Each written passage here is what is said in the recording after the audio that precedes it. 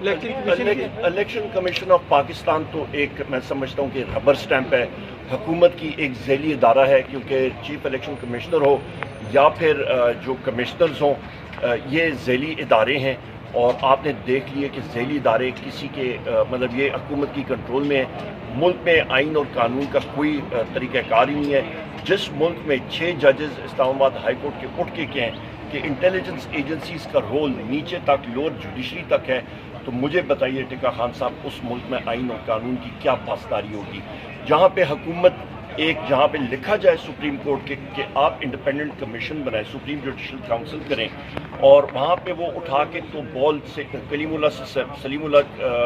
جا رہا ہے بال، انہوں نے اٹھا کے ایک کمیشن بنا دیا، اور اس کے بعد وہاں پہ کمیشن کے سربراہ نے ریزائن کیا،